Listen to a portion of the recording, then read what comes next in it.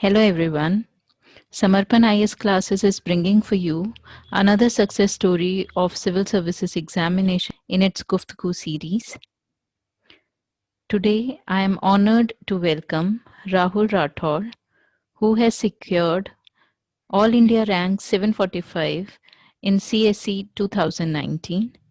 He is already a civil servant, and his background is he has completed his MBBS in 2012 and then worked as junior resident in Fortis, Okhla.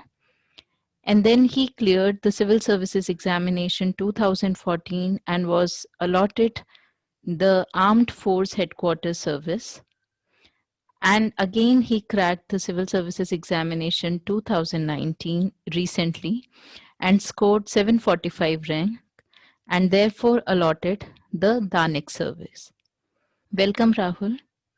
First of all, congratulations on clearing Civil Services Examination 2019 and welcome to the Guftgoo series. First of all, please provide the details of your previous service and the nature of the service that you are allotted presently after clearing the Civil Services Examination 2019. Hi, I'm Rahul Rathod. I got UPSC in CSC 2019. I got 745 rank, and I am presently working in Armed Forces Headquarters Service. I got selected in 2014, and in 2019 I got my DANIC service, which is Delhi and Union territories like Andaman Nicobar, Dadar Nagar Haveli, and the Daman Diu civil service, where you will be is equivalent to deputy collector post or through group 1 exam. So our in Danix it will be completely, you will be staying in 90% of the your stay will be, your postings will be in Delhi, and from 2 to 3 years it will be out of the Delhi. Please tell us, when did you started preparing for civil service? And then what was your strategy during preparation, especially for prelims? I started my preparation in 2013, and I focused mostly on in 2013 attempt also I gave, but I did not clear the prelims. But after that I gave in 2014 I got through AFHQ. But in my preparation, what I mostly focused is NCRTs, and taking notes out of NCRTs and following the standard books, and going through just going through Yojana or Kurukshetra. It was like a basic having limited options, limited restraining your options and focusing more on the revision part. So that was my basic strategy for GS. Along with newspaper notes, which you already know, like everybody should do that. And monthly magazines I hardly visit, like before prelims, 1 month or 15 days before prelims I just go through it. If I missed something in the newspaper, I cover it in monthly magazine and read through the topics. For the prelims, when you are giving your prelims the day before or anything, I think it depends on the people. Like people who take more tensions, who will get tense by looking at the book and all, I think avoid the book and sleep well one day before, and go and give your exam. Whatever you are read during the past 1 year will help you out. But if you are the person who don't take any pressure or any tension, if you are calm yourself, if you are able to compose yourself, if you are able to maintain yourself, then focus mostly on revising things, especially environmental part and science and tech part. Just go through the terminology, go through areas, and economy also you can go through, just, or geography, anything like, just go through turn pages until they call you like half an hour before the exam. That is also what, that is also working to the people. So it, I think UPSC is mostly focusing on realizing yourself. That is very very important, like what you are, and based on your traits, understand your trait, what you are, and then focus on where you can get improve, or where how you can manipulate yourself to clear the exam. It is said that the prelims is the biggest hurdle of the civil services examination because lakhs of aspirants they appear for the exam, they give prelims, and only a minuscule percentage is able to qualify the prelims and then appear for mains examination. So please tell us what should be the frame of mind of the aspirant while attempting prelims.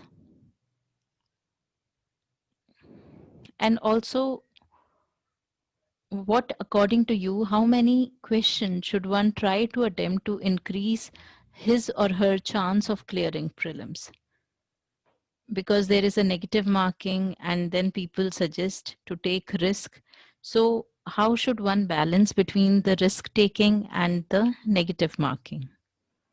Prelims, for a person who is writing first time prelims, I would suggest that based on your preparation, based on how accurate you can answer the questions, you should attempt as many questions in prelims as possible.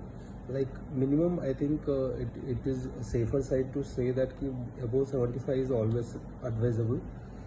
And the person who is writing in a second or third attempt, I think so, like after third attempt or after second attempt, I would say you should attempt as many as possible. Like based on your knowledge, if you are prepared so much, I don't think there is any logic in missing the question. So that you should not do. Rahul, as you have cleared UPSC mains and appeared in interview thrice, what was your mantra for cracking the mains with comfortable score? So, what should be the strategy, the preparation for the main? For from the mains point of view, I would say that like especially with respect to the GS, I got pretty good marks from my second attempt onwards. Like I would be around 400 always. So I would say that your answer should be your own answers. I would personally believe that each and every question, every answer, you should give your from the perspective of you, and like I would say that the person who is correcting your paper should feel what you are. Like your personal touch in the answers is very very important, rather than mugging up and writing down or following any particular coaching center and reproducing the same. I would personally think that especially in GS1, GS2, even in GS3, I think ethics. No, here everywhere, whatever what your perspective of the answer should be there. I think obviously the standard thing is you add up what is the basic content from NCRTs or any standard books, and upon that you will add current affairs, and then your way of thinking that should represent in each and every answer. So answer writing is important, but don't focus more on that and keep on writing the test series. Um, Rahul, please tell us what should be kept in mind while choosing an optional subject, because optional subject carries huge marks in mains and it can make or mar someone's dream to become a civil servant. So, what should be kept in mind while choosing it? So I gave my first attempt with the medical science, and in 2016 also I went to interview, but I could not clear it because of my medical science option, because I was way out of touch with what is going on in the medical science, the developments and all that. I am reading the same thing. In this attempt I changed my optional from medical science to anthropology, and I could get better comparatively, not that great marks, but comparatively better marks than medical science.